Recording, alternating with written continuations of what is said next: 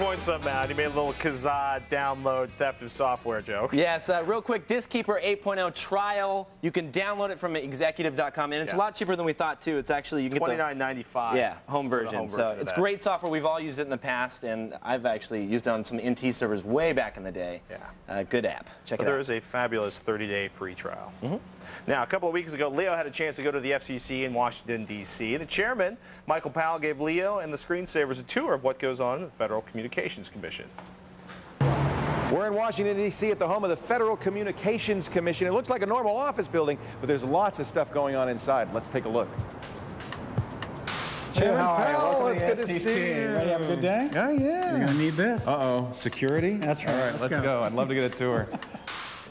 What is this here? Well, you are in the FCC's Communications and Crisis Center, and this is a location where we manage different situations when we have a problem on our hands. And these guys, it's manned 24 hours a day. Wow. Normally, this is the kind of the core of what the FCC does, just monitoring the frequencies, the airwaves, making sure there's no interference, that kind of thing. That's right. It's another big part of the mission. I'm going to come over here and introduce you to Jim Dale, who's running this operation. Hey, Jim, how are you? Give you a little overview. Nice to meet you. Nice to meet you. You're welcome. You're welcoming me to your. This is your home. How does this room leap into action? Our primary responsibility is solving interference problems, and to assist whether it's a local interference problem or something interfering with another federal agency. We have the capability and the assets to resolve those interference problems. A typical serious situation is planes landing at LAX and are having their frequencies jammed by some form of interference. They'll often call us for assistance trying to locate that source. Is there a big antenna on the roof? What exactly are you using to find these things? We have a network of antennas spread around the continental United States and Alaska, Puerto Rico, and Hawaii that are all linked to this site here. You have 14 receiving stations all over the country. Right, and they're unstaffed. And they're unstaffed, they're just automatic. So he's now triggering them. And what is happening is the system is polling each of the receiving sites, and it is going to run for about a half a minute here to determine the source of the signal. And it has finished now, and you can see that the preponderance of the signals are coming just outside of Boulder, Colorado. And we look at it, just pinpointed it right on the map. Right. Just that simple, we can pinpoint the signal. What do you do if you're a cell phone company or a wireless internet service provider or a radio station and you need spectrum, you need bandwidth to do your business? Well, you come to the FCC and you participate in an auction for spectrum. Joining me right now, John Milletta. He's director of the Wireless Bureau at the FCC, and this is the war room. This is where the auctions happen. Yes, it is. How long have you been doing auctions? We've been doing auctions since 1994, and what we've done since then is raised over $14.4 billion for the U.S. Treasury through the auction process. What we've developed is a very sophisticated, very technical solution, which is the auction process. Is it like eBay? Sort of like eBay with much bigger dollars involved per item. So what we've been able to do is put in a technical infrastructure with a data center, and we have it an auction-based system that's online, or you can use telephonic bidding and put in your bids.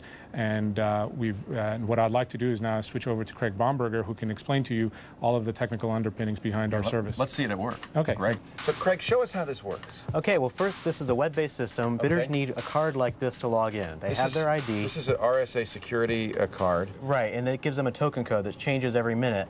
They enter the token code plus their PIN on the software, and then that gets them into the login. Do you check to make sure they got the bucks to back this up? I mean, this is We require an upfront payment for each license, but there's not a specific requirement to check their financials. Because I'd like to bid on some of these things, but I don't know if I can afford $22 million.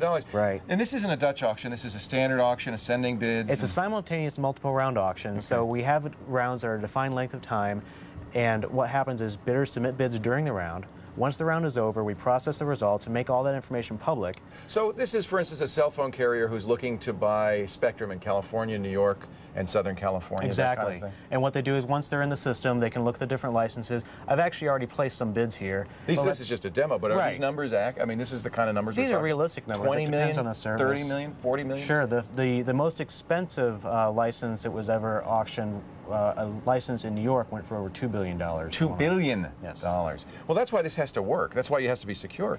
Now, security is very important. I think we should go see the back-end operation. Great. The network operations. This is pretty amazing stuff. So now we're in the Network Operations Center. John Julie is Director of Technical Operations for the Auction Division. John, it's great to talk to you. Security is important here. Very important. Why so much security? What are you worried about? There are billions of dollars that ride on these auctions, and people don't have a sense of humor when it comes to numbers like that. Yeah, that makes sense. So we treat it appropriately. Worried about industrial espionage too? People coming in saying, I want to see what that other guy's bid was? That kind Exactly. of thing. What's this map here? This looks like this colorful map. This is showing who is accessing us or who are attempting to access. These port scans. So this is kind of hacker activity. that we're watching out for. Exactly. What operating system are you using? These look like Windows machines, but these are the client machines, yeah? Right. These are just monitoring the systems that are in the back.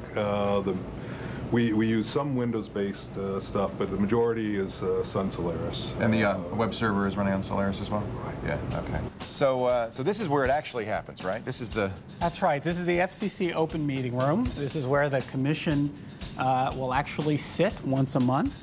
How much of the work of the FCC, though, really gets done in this room? I mean... Well, you know, it's a good question because I think it is an important process when we sit here, but the vast majority of the work does not get done in this way. Right. We'll reserve these meetings sometimes for very high-profile items of great interest to the public, and we want to open it up. You get a lot of people in here when you do that? It's packed. Yeah, once a month, huh? Once a month. I'm going to come to the next one. Well, thank you very much, Chairman Powell. It's really great to see what's going on inside the FCC. Oh, it's been great. You're doing to a have great you. job. This has been terrific. Thank you. I feel like the nation's airwaves are in good hands. Well, we'll do our best. All right. We'll need this back before you go. All right. Take care. See you later. I want a beard like that IT guy. That IT guy had the best beard in the world. I want one just like that. We all need our goals in life. That's right. Cool stuff. Don't miss our Washington, D.C. footage happening next week. I'll be at the National Transportation and Safety Board. I'm going to show you how information is extracted and used to solve the black box mysteries. We want to thank Michael Powell and the folks at the FCC for letting us tour. That was very cool. Awesome. Now, still to come, the LAN party is fired up. We're going to check and see how our TSS team is doing. And up next, customizing Windows is easy. Sarah's got a powerful tweak that put you back into control when the screensavers continues.